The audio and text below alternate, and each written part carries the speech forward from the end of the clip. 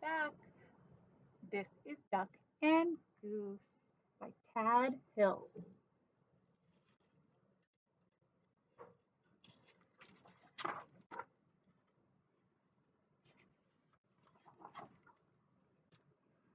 Oh my, what is that? Duck quacked.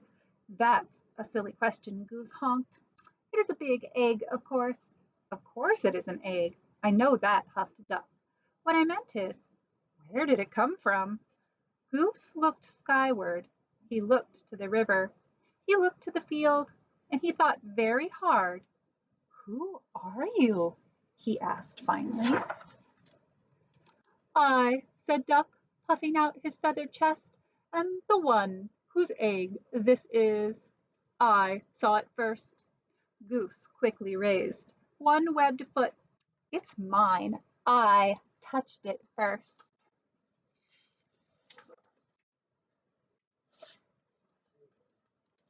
Hey, you should never put your dirty foot on an egg, Duck scolded. Don't you know anything about caring for eggs? Yes, I do, Goose cried out.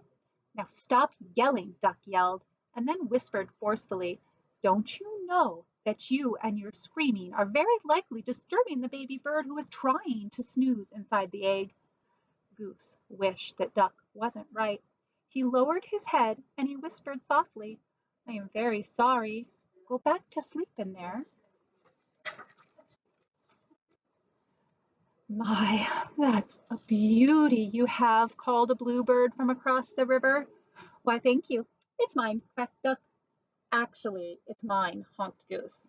Thank you. So, asked Duck, what do we do now? We should do something, suggested Goose. Yes, you are right. Good thinking, agreed Duck.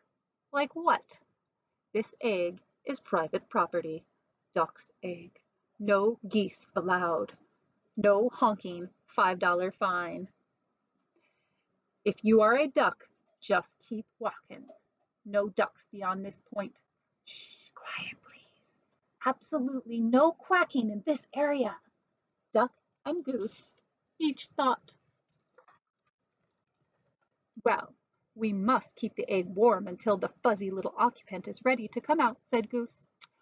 Excellent idea, exclaimed Duck. He pushed past Goose. Step aside, I shall do just that. But Goose was quick too. After a flurry of fussing, grunting and moaning and slipping and sliding and honking and quacking, Duck and Goose found themselves back to back. Scoot over, I don't have enough. You're much closer to me than you. Stop yelling in my ear, Goose. Shh. Goose hushed, pointing at the round thing beneath them. Oh, yes, yes, we must remember. Quiet, quiet. We mustn't disturb our little one. And so they sat, very still and very quiet, waiting. For a long time they waited. They listened to the crickets chirp and the frogs burp. I'm going to teach this baby bird to quack like a duck, Duck boasted. Well, I'm going to teach it to honk like a goose, Goose honked back. I'm going to teach this baby bird to waddle, Goose added.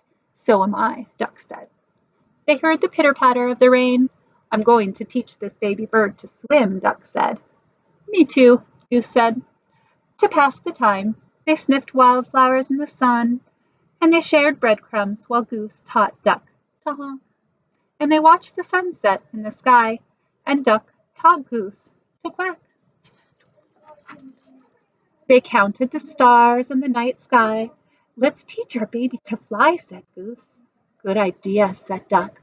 I'm sure our baby will be a fast learner, said Duck. If it takes after you and me, I'm sure you're right, agreed Goose. Together, they waited until... Did you feel that, Duck? Duck nodded. Yes. Did you feel that, Goose? Goose nodded. It's time, Goose, it's time, Duck squawked. Quickly, Duck slid down and he started running in circles around their egg. What should we do now? He hollered. I think we should remain calm, Goose yelled back. Excuse me? a little voice called out. Duck stopped. In all the exciting confusion, he had failed to notice the bluebird kicking their egg. "Can I play too?" she asked. "Play? This is no time for play," yelled Duck. "This is no time for games," said Goose. "And what's with the kicking? I was only trying to get your attention," said the little bird. "Well, you got it," Duck huffed. "False alarm, Goose! Get back to work!" "Can't you see that we are very busy here?" Goose explained to the bluebird. "This is serious business. This is perhaps the most important moment of our lives." "Oh, I am sorry," apologized the little bluebird. "I had no idea. I just thought that maybe I could play with your ball. It really is a nice one," she added, and then she flew away. Goose gulped. "Did she say ball?" he whispered to Duck. "You know, I didn't have my doubts," Duck finally said. "It is a bit squishier than most eggs I've seen." "Yes, and I must say I was somewhat suspicious of those big dots," Goose admitted. "It may not be an egg, but it is lovely," said Duck. "Oh, absolutely, Duck," Goose agreed. "It is a keeper."